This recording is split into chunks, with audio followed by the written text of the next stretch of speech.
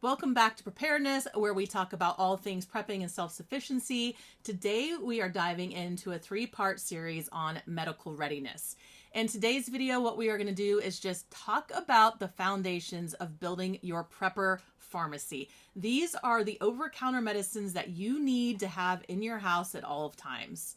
In today's video, we're going to talk about why you should be storing these medicines, the 5 types of medicine that you should be storing, and then where to get them so that you don't have to worry. And if you stick around into the end, I'm going to share my favorite hack to make sure that you never run out of these supplies. Now, we should start this 3-part series by making sure that you understand I am not a medical professional. I have no medical training. In fact, if you talk to my family, you will find out that I absolutely pretty much hate all things medical. It grosses me out. It's just icky. They like to share pictures of all sorts of things, and I just delete them. Well, you may have noticed that I have been gone for a couple of weeks, and that is because we are in the middle of cold and flu season, and I got a doozy, which meant I lost my voice. I had this hacking cough that just made me miserable, and it got me thinking about the fact that we were not as prepared this year as we wanted to be. So you may be asking yourself, why are we starting with over-the-counter medicine? Why are you not diving into prescription meds or supplies? One, I think most of us use over-the-counter medicine and supplements on a regular basis. Most of us have things that we run to when we get a headache, whether that's ibuprofen or Tylenol. We are probably taking a multivitamin or some other supplement on a regular basis. And so I think these types of things are really foundational to set the stage for that prepper pharmacy. The reason you need to kind of stockpile some of these things is simply because, one, it's always an awful feeling when you have that splitting headache and you run to your medicine cabinet to grab the ibuprofen and you realize you're out. I don't know about you, but that is miserable. And so having some of these medicines on hand at any given time is just really useful for a normal day-to-day life, but it can be even more important in an emergency situation. So if we think about this awful hurricane that just hit and the devastation that it did in North Carolina, which is incredibly tragic, what you realize is that some of those folks will not have the ability to run out to the local Walgreens or CVS next week to get cold medicine if they are experiencing that in their area. Having those medicines on hand can just give you that extra layer of comfort and can allow you to treat symptoms that you are having to make your day-to-day existence a little bit better. And I think there are really 5 categories that you need to think about as you start buying things for your prepper pharmacy. The first category is just pain relievers. And I start here because nothing can ruin your day faster than a splitting headache or a throbbing muscle because you lifted weights too heavy or you bent down and picked up a sock off of your floor if you're my age, whatever it might be. Having pain relievers is super important from an emergency kind of preparedness standpoint. You don't want to be toughing it out in an emergency situation. We want to be able to treat those kinds of aches and pains quickly, and having pain relievers on hand just allows you to do that. Now, that could be ibuprofen, it could be Tylenol, it could be something like Aleve. Whatever your family normally uses is what I would recommend having on hand.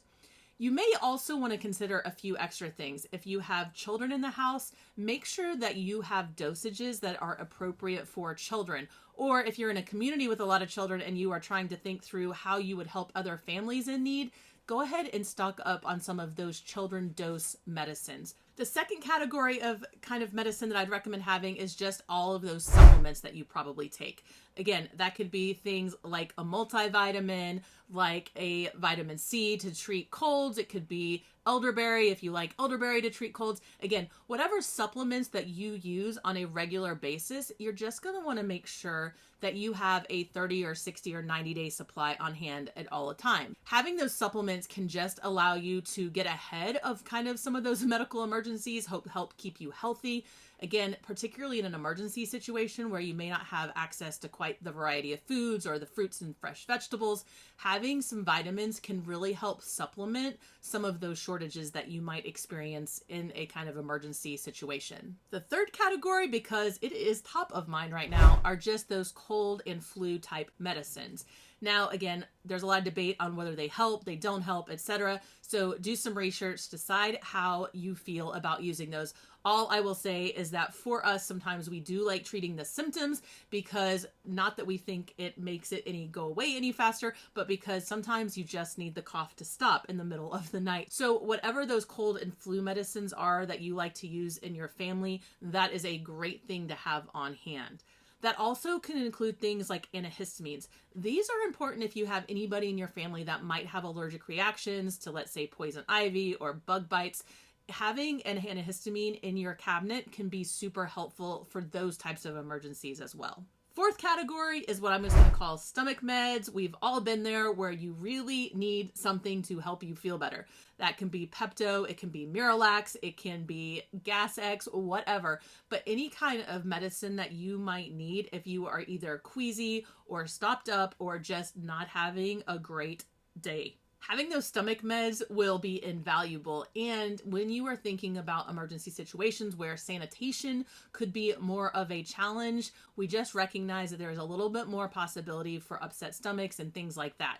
So having medicine that you can use to treat those symptoms is extra important, not only from a comfort perspective, but also thinking about dehydration. If you get a stomach bug and you're struggling to keep things down, having some stomach meds on hand can help settle that so that you can keep liquids in and stay hydrated. And then the last thing, the fifth category, is just what I'll call bugs, bites, stings, minor abrasions. This can be things like Neosporin or other kind of bite cream, hydrocortisone, things like that. Things that you might use, again, for minor inconveniences that you or your family might get. Again, really important in emergency situations where there are going to be more mosquitoes out and more pests out. You're going to have more opportunities for actually banging into things and scraping yourself. You want to have stuff in your medicine cabinet that you can use to treat it. I would also throw in here rubbing alcohol and hydrogen peroxide, again, to treat minor cuts and abrasions. We're going to dive in deep to kind of some of the other supplies that you're going to want in an emergency situation next week. So make sure that you come back so you can watch that one. Now, if you have priced cold medicine recently, you are probably recognizing that sometimes it can get really expensive to go out and just buy all of these things all at once. So a couple of strategies to use. One, buy them in bulk when you can, because that, again, extends the amount of medicine that you have on hand and allows you to really have that stuff at a slightly lower cost per unit. Check the prices because it's not always cheaper, but Sam's Club and Costco are great for some of that medicine in bulk. You can also think about just buying stuff as a common rotation. So every month you pick a category, you buy one or two things, or better yet, you pick all 5 categories and you buy one thing each week. And that way you're kind of building that supply up as you go and you have all of those categories covered in your first 5 weeks of buying stuff. Again, depends on your budget, how much you want to go out and buy up front and how much you kind of want to spread out. All right, so I told you I would share my absolute favorite hack for you for making this kind of click and forget. And my sister shared this with me, so thank you.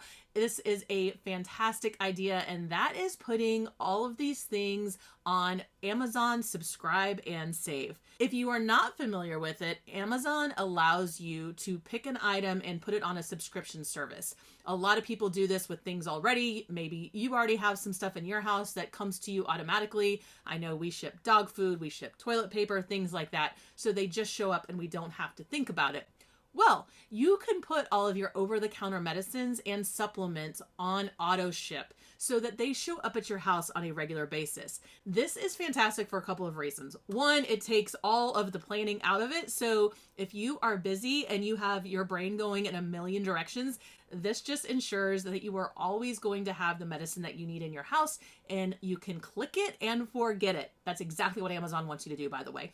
It also allows you to spread the cost of those things out over time. So in that subscription model, you can see what your monthly bill is going to be and whether you get those things shipped once a month, once every 2 or 3 months, twice a year, it doesn't matter. You can set it up on different frequencies for everything that you use in your house. Again, great strategy to make sure that you never run out of any of the medicine that you might need. I have dropped some links below for some of my favorite over-the-counter medicines that my family uses and some of our supplements that we like. Again, these are Amazon links. You just click them, it'll take you to the page, and then you can set up your subscribe and save right from there. I want you to hit like and subscribe so that you are ready to see next week's video, where we are going to cover actually some of the supplies that you need for your emergency medical kit. So until next time, let's be prepared, not scared.